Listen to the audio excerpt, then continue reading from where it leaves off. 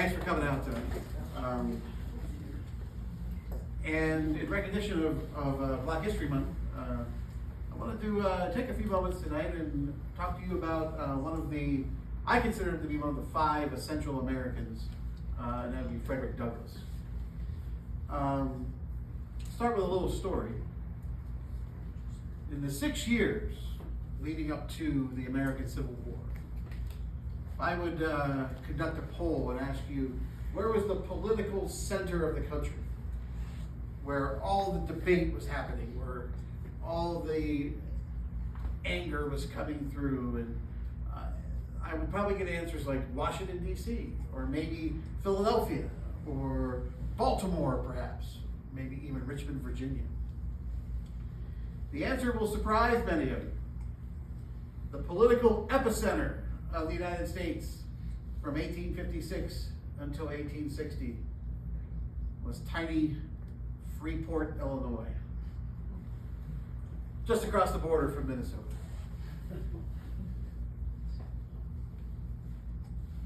Why do we say this?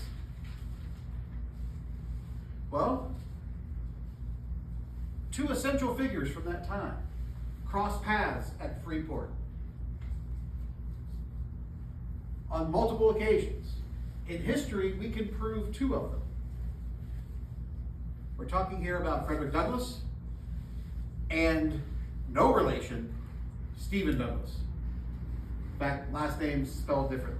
Stephen Douglas, 1 S. Okay?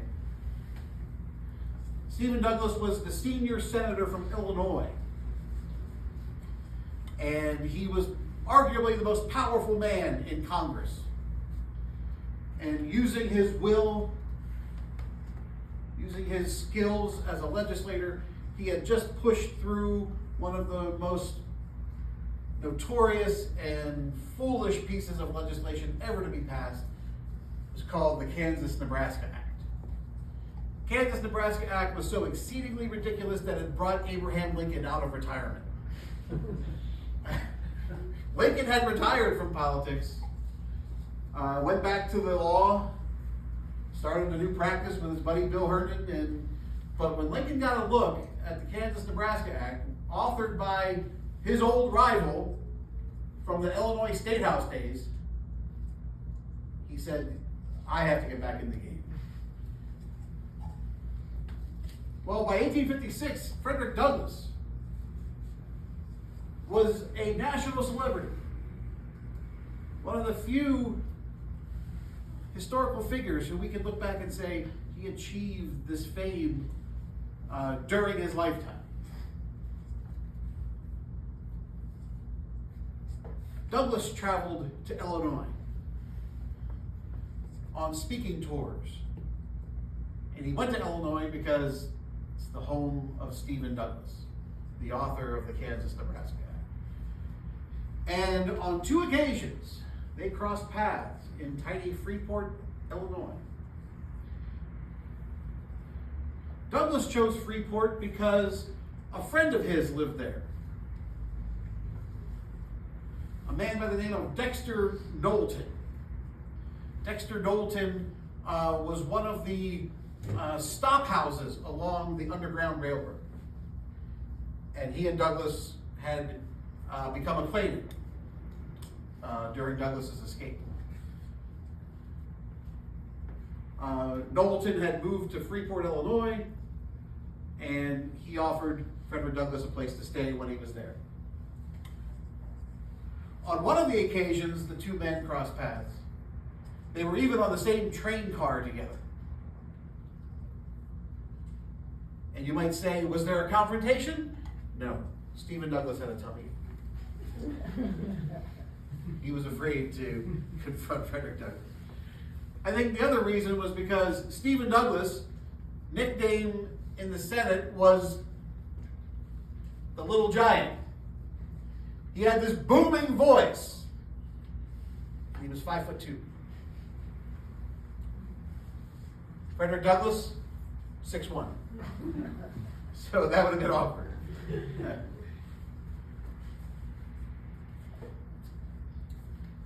On the second meeting, speaking in the afternoon downtown in Freeport. Dexter Knowlton loaded his family into their carriage with Frederick Douglass in the carriage. And they rode down to watch Stephen Douglas speak. And they sat in the carriage and they watched Stephen Douglas speak. And Douglas could see them. Stephen Douglas could see them, all of them. And then Douglas went out that evening, Frederick Douglass went out that evening and gave one of his fiery lectures that he was known for, peeled the paint off the walls. He was so animated. Guys, how much did this affect Stephen Douglas? Well, we bring our story back to tiny Freeport on August 27th, 1858. Stephen Douglas is there again. This time, he's up for re-election to the U.S. Senate. Stephen Douglas was a Jacksonian Democrat, if you're keeping score at home. His opponent was from the new political party on the block, the Republican Party, and his opponent was somebody he was very familiar with, Abraham Lincoln. How familiar were Lincoln and Douglas? They got into, they used to ride the same legal circuits, and then they were in the Illinois State House together. They gave stump speeches opposing one another. They even courted the same woman for a while. The daughter of a wealthy slave owner from Kentucky named Mary Todd. And we all know how that ended, right? Lincoln won that one. Or did he? That's mean, I'm sorry. That's mean, I'm sorry.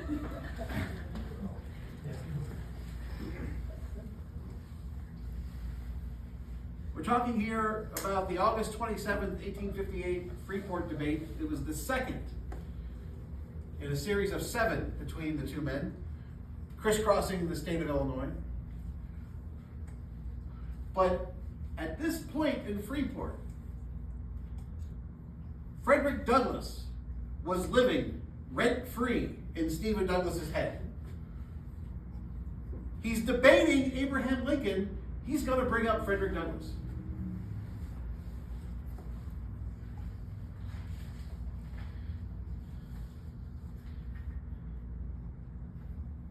In this debate, it was Stephen Douglas who played the race card. He knew that it would draw the most emotion from his audience, and he knew that it was the best tactic to use against Lincoln. So this is from Stephen Douglas's speech that day. He said, "As soon as he's able to hold counsel with his advisors, Lovejoy, who was dead, Farnsworth, who was dead, and Fred Douglass, he will frame and propound others.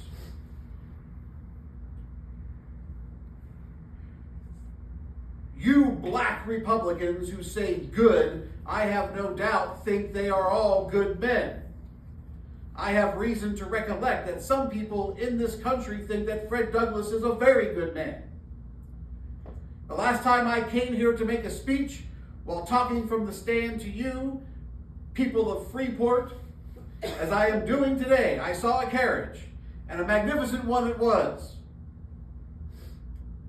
driven up and take a position on the outside of the crowd. A beautiful young lady was sitting on the box seat, whilst Fred Douglass and her mother reclined inside, and the owner of the carriage acted as driver. I saw this in your town. All I have to say of it is this, that if you black Republicans think that the Negro ought to be on a social equality with your wives and daughters and ride in a carriage with your wife whilst you drive the team, you have a perfect right to do so. I am told that one of Fred Douglass's kinsmen, another rich black Negro, is now traveling in this part of the state making speeches for his friend Lincoln as Lincoln is the champion of black men. All I have to say on that subject is that those of you who believe that the Negro is your equal and ought to be on an equality with you socially, politically, and legally have a right to entertain those opinions, and of course you will vote for Mr. Lincoln. Why go through all that trouble? Frederick Douglass wasn't even there that day. Stephen Douglas was thinking of something that happened 5 years earlier. And he remembered it, like I said, rent free.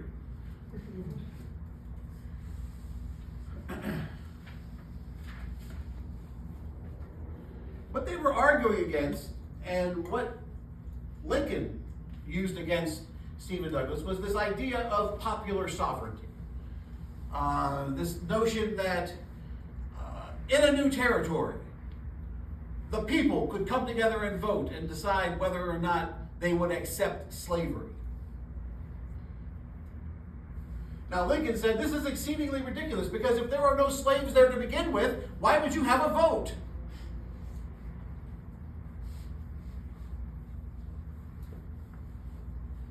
But Frederick Douglass saw something even more sinister in it. Frederick Douglass was playing the long game. Abraham Lincoln was playing the short game. He was trying to win election to the U.S. Senate. And back then, senators weren't directly elected by you and I. Back then, they were chosen by the Illinois, they would have been chosen by the Illinois legislature. So what Lincoln needed to happen is he needed the Republicans to win a majority in the Illinois House. Okay? So Lincoln is playing the short game. Frederick Douglass is playing the long game. And what Frederick Douglass is thinking about is citizenship. And the way popular sovereignty paints people into this irretrievable corner.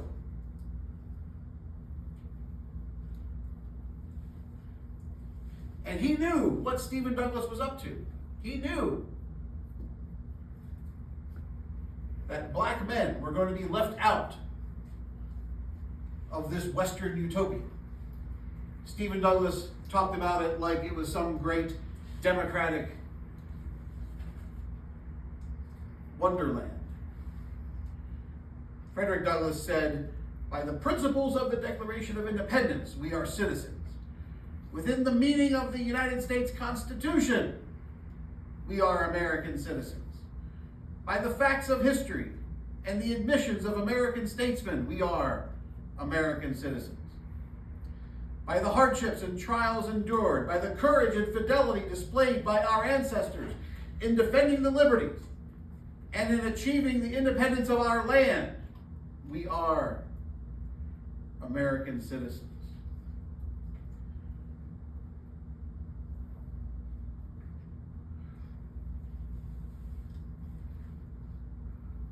Why did Frederick Douglass think that?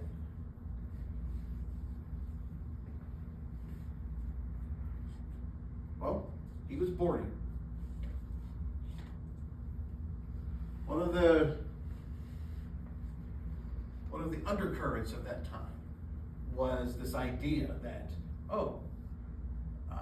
we can take former slaves, we can emancipate them, and we can send them back to Africa. And Douglas's response to that is, how?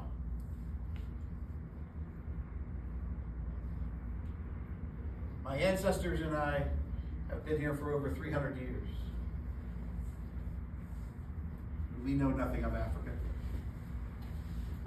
The United States is our home.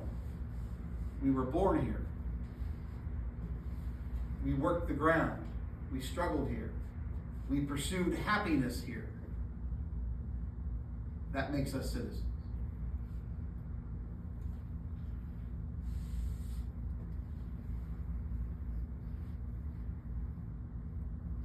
He admired a speech that Lincoln gave. In fact, it was the speech that Lincoln gave when he was nominated to run against Douglas in 1858. He gave the speech in the Illinois State House. And in that speech, Lincoln famously said that a house divided against itself cannot stand. And he said this country, sooner or later, is going to have a reckoning on the issue of slavery. We're either going to be all slave or all free, but we're not going to go on being both. And to that, Frederick Douglass wrote Lincoln a letter, at the time not knowing that he would be president someday. Douglass said, "The native land of the American Negro is America. His bones, his muscles, his sinews are all American. His ancestors for 270 years have lived and labored and died on American soil.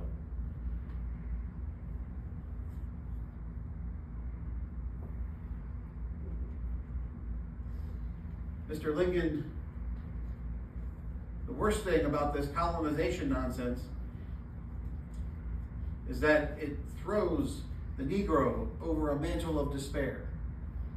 It forces upon him the idea that he is forever doomed to be a stranger and a sojourner in the land of his birth."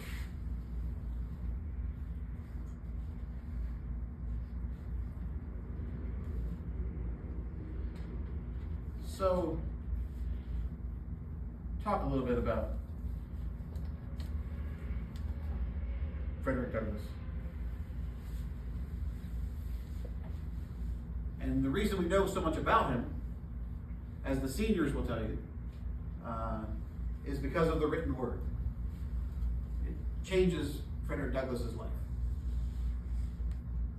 And it changes American history, the fact that he learns how to read and write.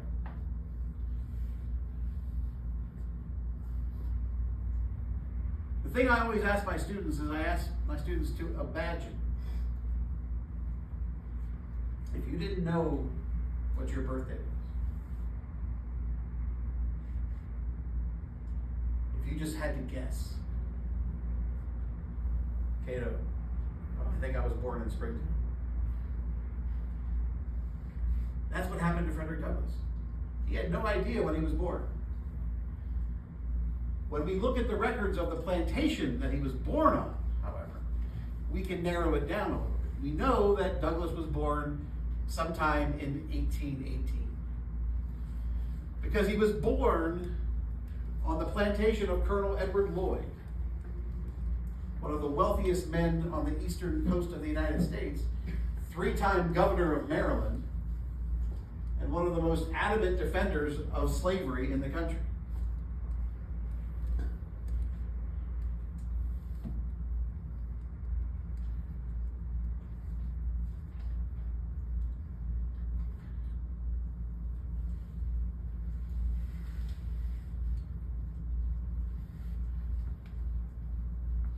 We know that Douglass runs away. The written word exposes him to ideas that slave owners try desperately to keep from their slaves. Ideas like abolition. Douglass learns that there is a movement of white men who need to be free. And Douglass decides, you know what, I gotta find them.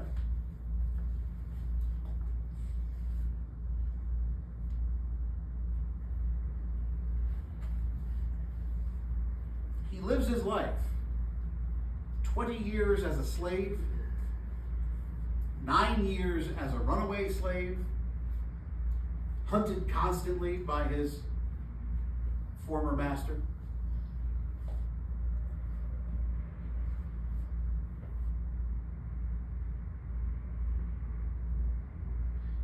He lives through slavery, emancipation, freedom, and then segregation, Jim Crow. Everything comes back almost full circle for him.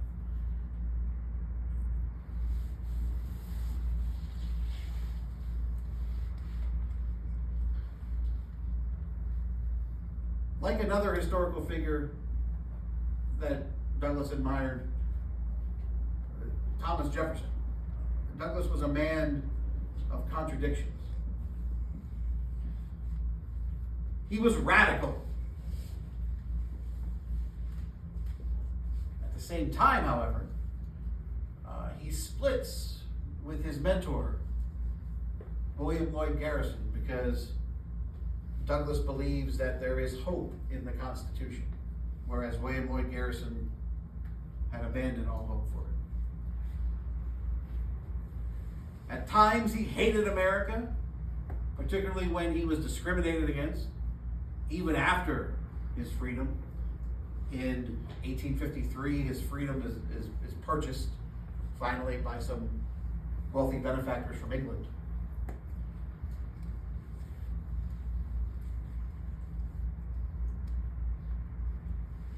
At the same time, he loved America, especially the promise of it. He was always proud to call himself an agitator. At the same time, though,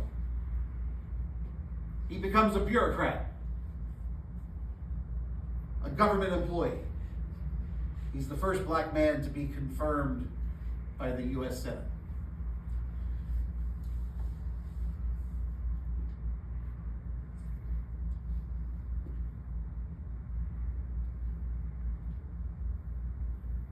He loved the Declaration of Independence and the Constitution, but he never became complacent with them. He knew that he had to fight for them. He knew that he had to be the voice of his people.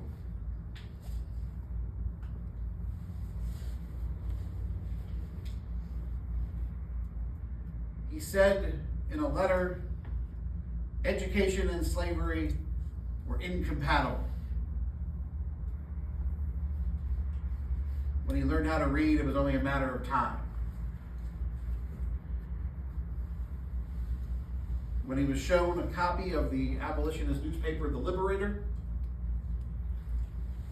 William Lloyd Garrison's newspaper, he decided that he had to work for the emancipation of his people.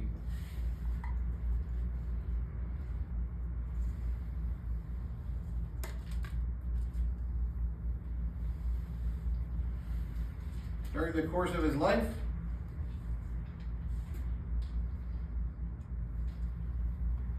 he would publish 3 versions of his life story. Here at Madison Prep, we read the first one, which is called The Narrative. And it had the greatest impact, in my opinion. There had been slave narratives before.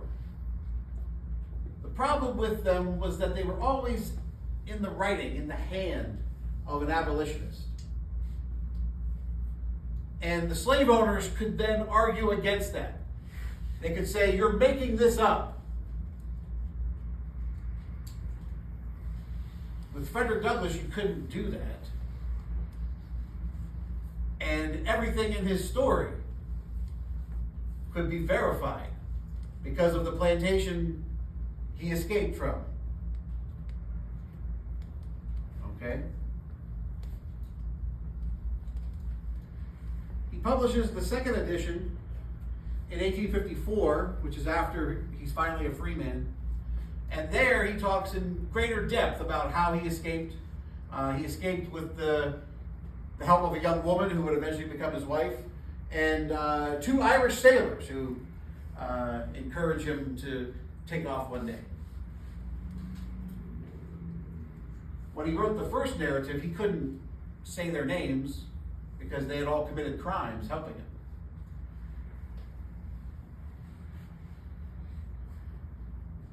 The second edition of his life was 454 pages. That's 4 times longer than the first one.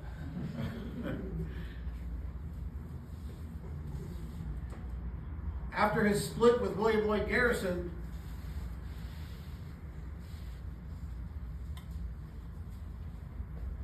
he started to publish his own abolitionist paper, which was called the North Star.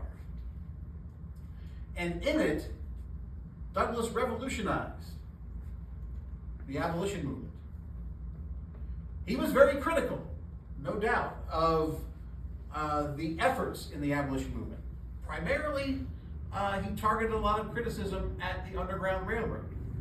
Douglas infamously called it the above ground railroad because too many people knew about it. It wasn't much of a secret. And Douglas said, sure, there's some brave people out there helping slaves escape. But if we keep talking about it, we're just endangering all those people. Okay? He was also very critical of his mentor, William Lloyd Garrison. William Lloyd Garrison was the face of American abolition, and Douglas decided, I can't work with you anymore. And he felt that way because Garrison had become too fatalistic. Garrison wanted the kind of revolution that Douglas didn't think could ever endure. It was definitely not the kind of revolution that would help former slaves in America. Frederick Douglass decided that the best thing, and in his words, the best thing for the American Negro was to live like the Constitution tells us to live. Okay?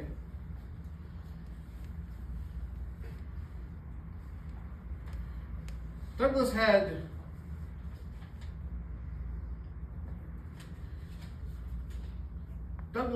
three real principles of what he called righteous citizenship.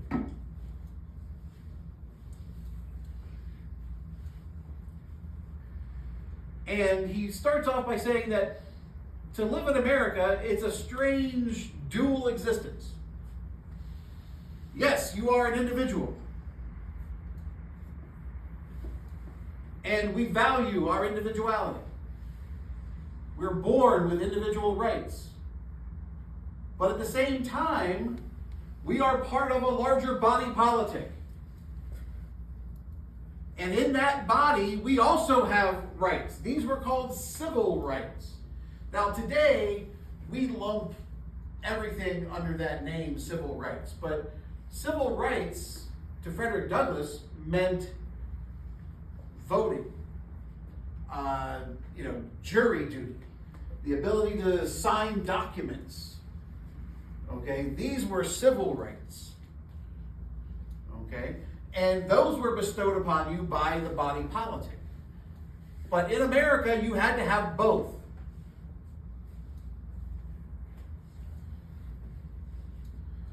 So in this way, Douglas, we see that he's a classic liberal.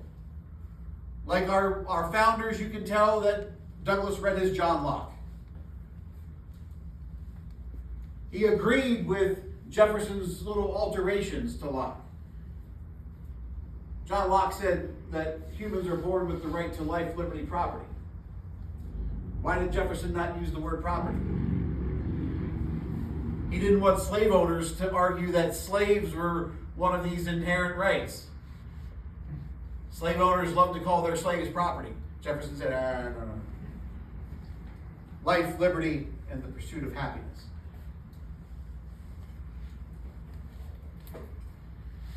Frederick Douglass, the second idea he had for righteous citizenship was that our natural rights are tied to dignity. And dignity is tied to our abilities to reason.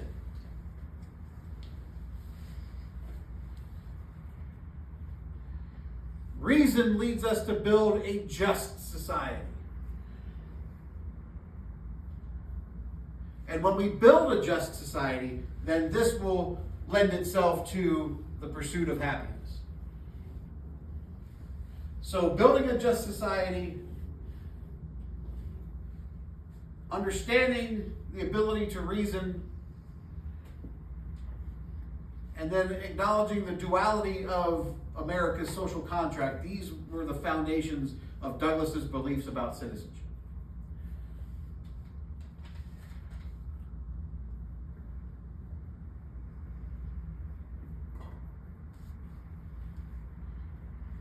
Then Douglas turned to the Constitution. The Constitution was written to solidify the bedrock of the Declaration of Independence. And the Constitution divides people basically into two categories, either citizens or aliens. All the white people are all citizens because they were born here.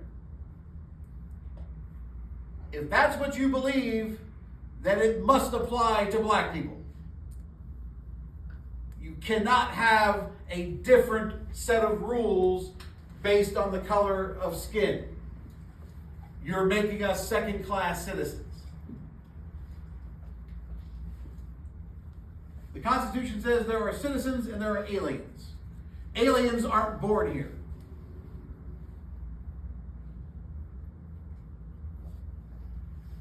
The slaves were.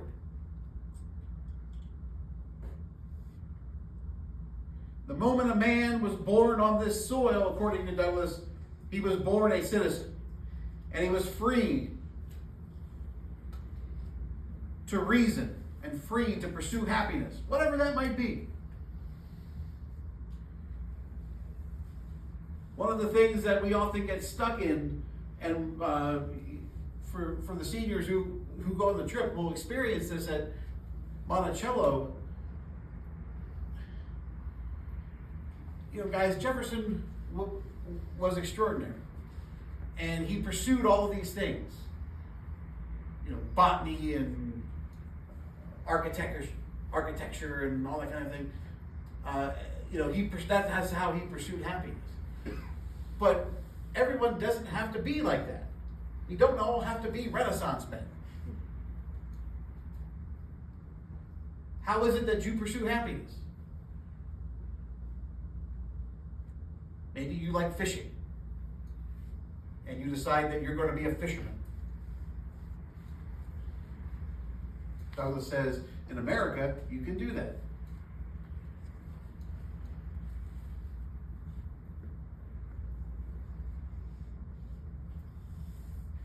Citizenship had to extend to all members of a community, making a different set of rules for slaves. You were trying to say that though they were born here, they are aliens.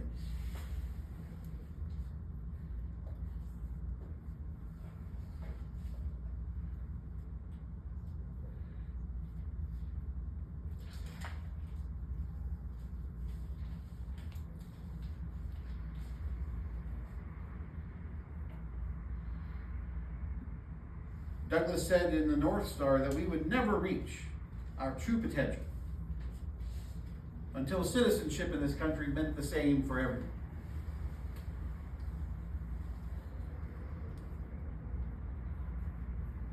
Then came the Civil War. That talented politician that Douglas read quite a bit of, Abraham Lincoln, was now the President of the United States. And Frederick Douglass, like black men all over the country, understood exactly what the Civil War was about. Early on, for political reasons, Lincoln had to try to limit the intentions of the war. He had to use words like union and union of states. Lots of people love to throw the quote from the letter, the note he writes to Horace Greeley, where Lincoln says, if I could preserve the Union by freeing none of the slaves, I would do it. And if I could do it by freeing all of the slaves, I would do it. And if I could do it by freeing some of them and leaving others alone, I would do that.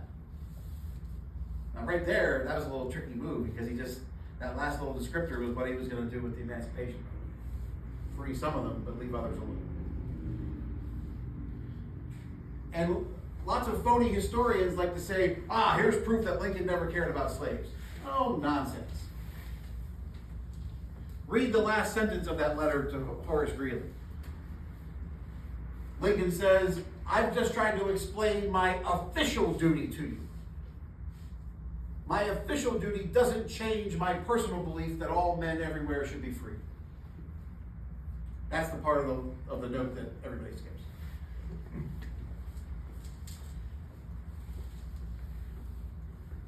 Douglas decided that he had to step in. Remember, he's an agitator. And he's going to agitate the president. And Lincoln, guys, Lincoln knows exactly who Frederick Douglass is. And Lincoln is getting pressure from the radicals in his party that he needs to see Douglass. He needs to listen to Douglass. Douglass speaks for his people.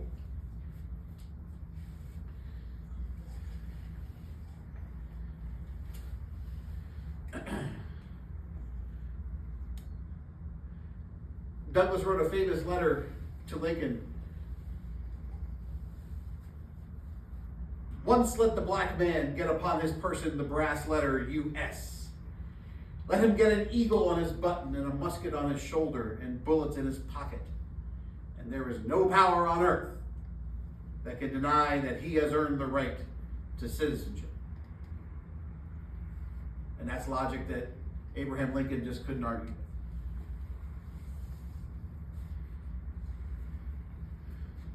During the course of the war, Lincoln and Douglass meet 3 times. Students ask me, was Douglass the first black man to visit the White House? The answer is no. In the Buchanan administration, there was a musician, a flautist. His nickname was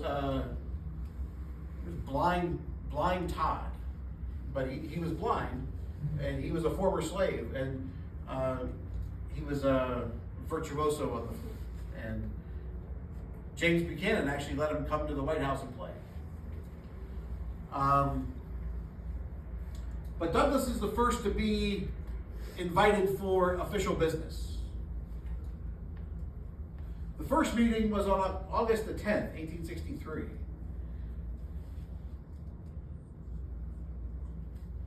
Congress had finally approved the raising of black troops. But Frederick Douglass was angry. Because in that law, to allow black soldiers to fight, Congress had decided that they would pay them less than white soldiers. A white soldier was paid $13 a month.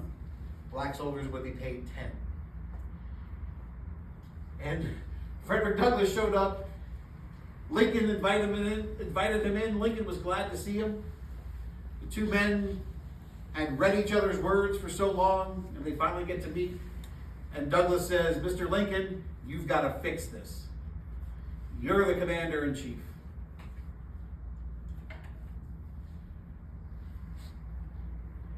Douglass was able to say, my 2 sons are in one of these regiments. And I want my sons to be treated like soldiers, not less than soldiers.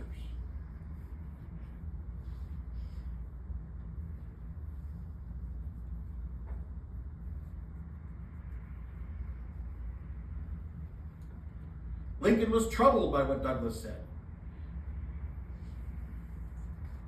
Lincoln had listened to some of the debates over the raising of troops, but he never thought they would actually reduce pay for black soldiers.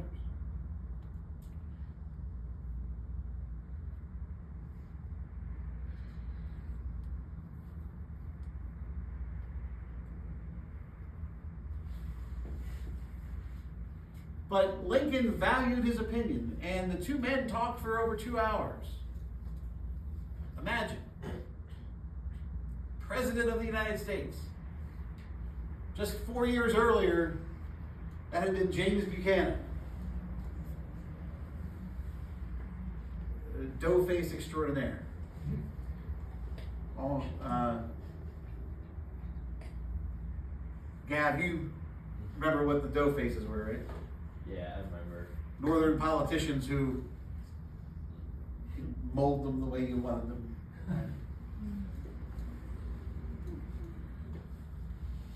If you could imagine this first meeting, 2 titans of history facing one another, I would like to have been a fly on the wall to hear that conversation.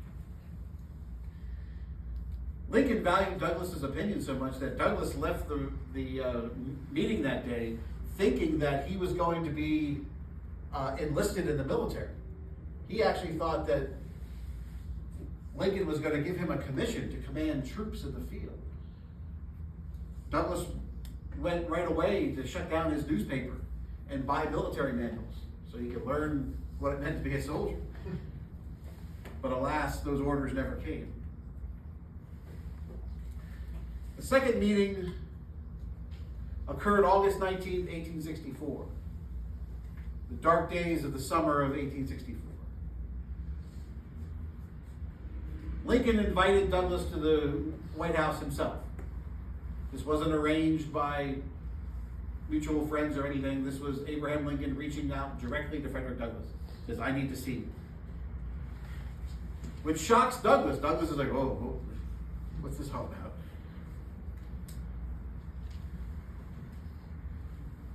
When Douglas sits down, Lincoln tells him, Mr. Douglas, I'm not going to be reelected.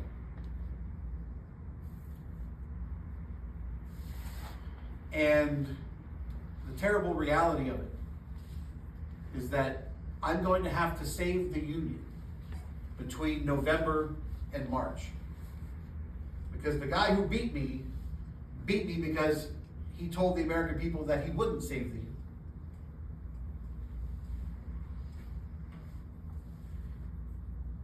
Now, this is depressing news for Frederick Douglass. Lincoln tells him that since the Emancipation Proclamation, the flow of formerly enslaved people from south to north wasn't happening in the numbers that he had hoped. And so Lincoln tells Frederick Douglass, I want you to put together whatever friends you can find, and I want you to go into the South and just start freeing slaves and bringing them north. Douglas is like, whoa. It's very John Brown-like, Douglas had met John Brown when John Brown was planning his raid on Harper's Ferry, and Douglas famously said, I would live for the slave. John Brown would die for him. That was the difference between the two.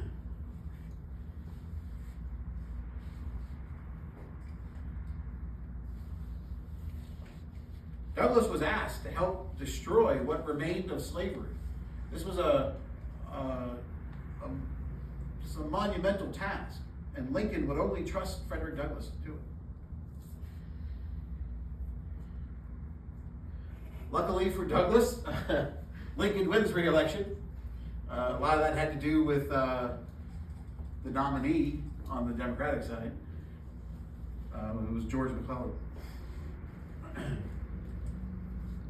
That was a crass move by the Democrats. They thought, back then, who could vote? White men over the age of 21. Where were most white men over the age of 21? In the Army. In the Army, who was their favorite general of all time? It was McClellan. So let's nominate McClellan and we'll get the military vote. But the problem with that is that the Democrats campaigned on immediate ceasefire. And the soldiers in the Army said, we're not giving up now. We're going to win this thing. If that means we vote for Lincoln, then we vote for Lincoln, because we're going to win this thing. Okay?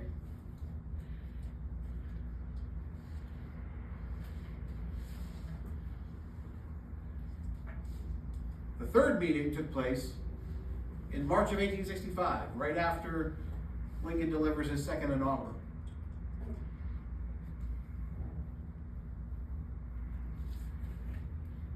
After the speech was over, people were all gathering in the East Room of the White House.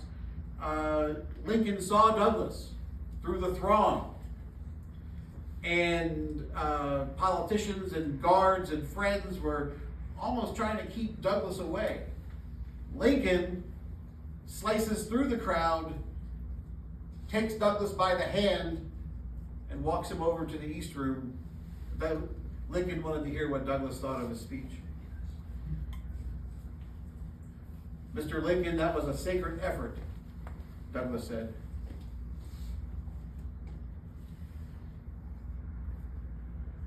Lincoln nodded and said, "I'm glad you liked it." On April the 11th, we see the influence that Frederick Douglass had on Abraham Lincoln. On April the 11th, news of Lee's surrender had just arrived in Washington. A crowd of people gathered outside the White House, started chanting and screaming. A couple military bands showed up and started to play. Lincoln came out onto the terrace and gave an impromptu speech. In the impromptu speech, he says, "The brave black men who fought for this country deserve to be citizens," and Lincoln says, "It's going to be hard to deny them the vote." Unfortunately for us, in the crowd that afternoon was John Wilkes Booth. And for Booth, that was it. For a long time, Booth had been planning to kidnap Lincoln. But when Booth heard Lincoln speaking out in support not just of Negro citizenship, but Negro suffrage, John Wilkes Booth decided that he had to murder Lincoln. Douglas was crestfallen by the crowd. Douglas outlived Abraham Lincoln by 3 decades, but his memory constantly came up.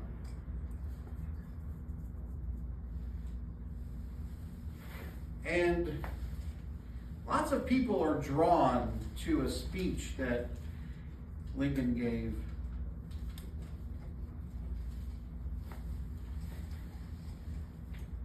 The speech was at the Emancipation Memorial in Lincoln Park, which is not far from the White House.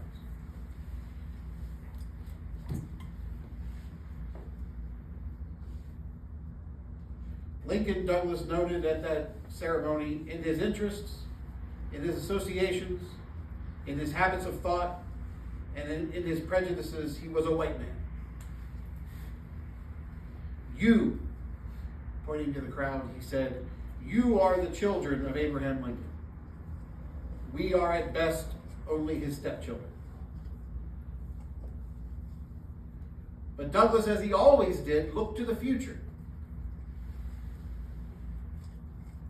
Douglas realized that people in the crowd that day were wanting something from him.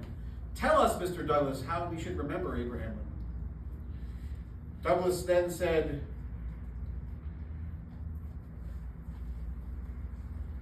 "To the pure abolitionist eye, he was tardy, cold, dull, and indifferent.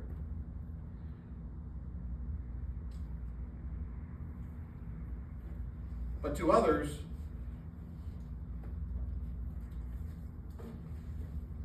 as a statesman, to the people of the country, as a statesman, their opinion he was bound to ask, he was bound to obey." Douglas said Lincoln was swift, zealous, radical, and determined.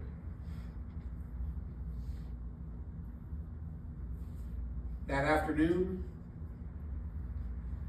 Frederick Douglass did not hero worship. He presented a portrait of a flawed, complex man full of contradictions. Douglass could relate. He was the same way. But also in that speech, my favorite line of it, Douglass said, "Considering the necessary means to ends, and surveying the end from the beginning, infinite wisdom has seldom sent any man into the world better fitted for his mission than Abraham Lincoln."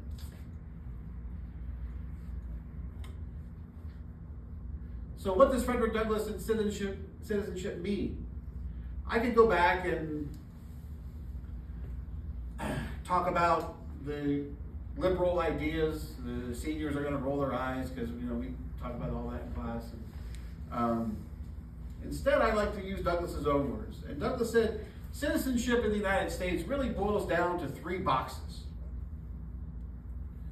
the ballot box, the jury box, and the cartridge box. If you have access to all 3, you're a citizen. All right, thank you for coming tonight. That's a little talk.